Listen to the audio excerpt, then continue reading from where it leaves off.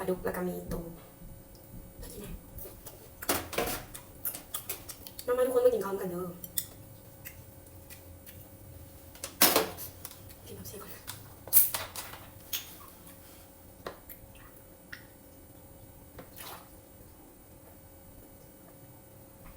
อ๋อมีเห็นไหม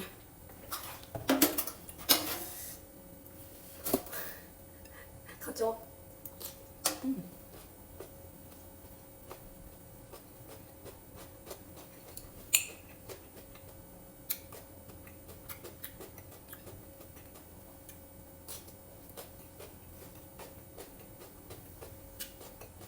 ชุดที่ลอง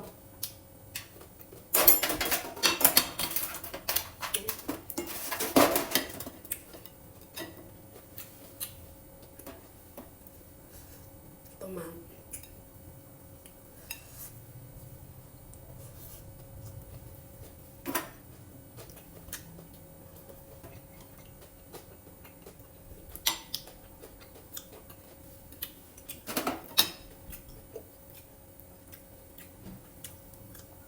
เป็นปลาดุก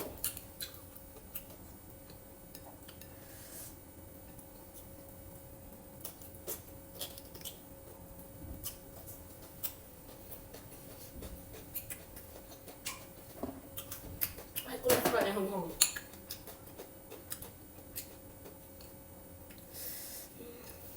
แซ่บไหมเนาะทำยังไงเลย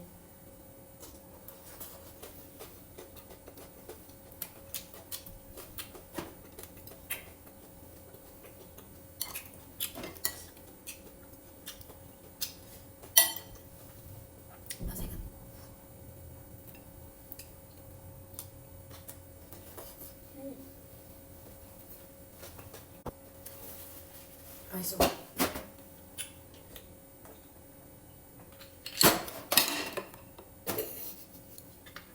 กับคนเนาะ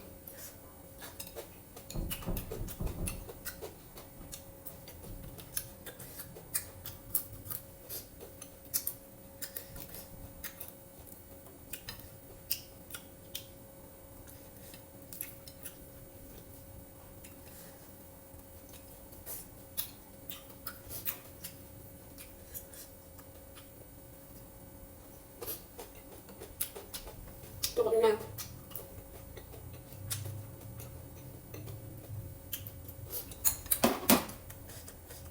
มันมีใครเนาะ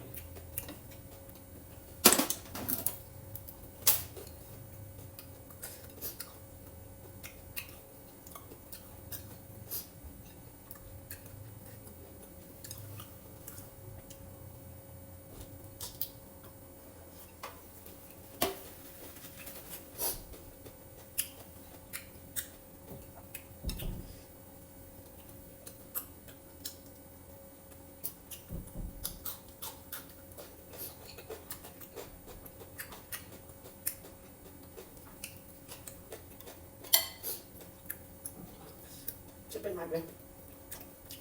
จะเป็นหนองบึกนะขี้ฝุ่น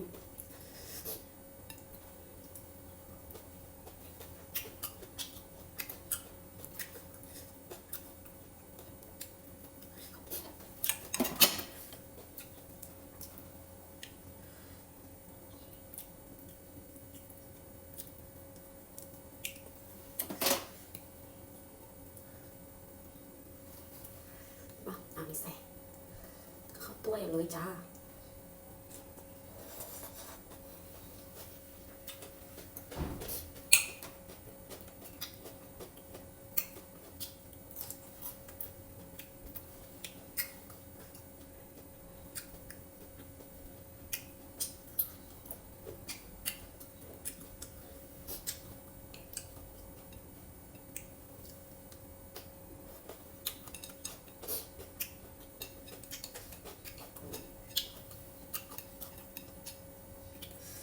7 นาทีแล้ว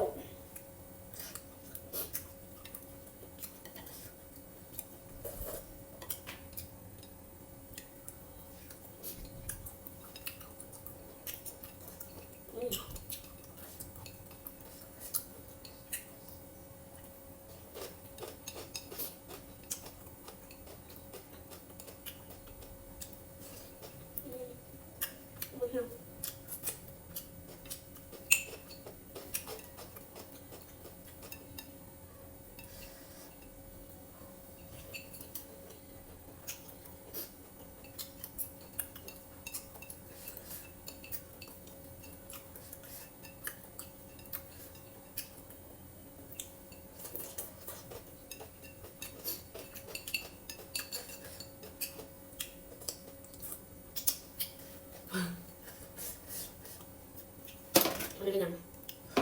ยังกินหรอก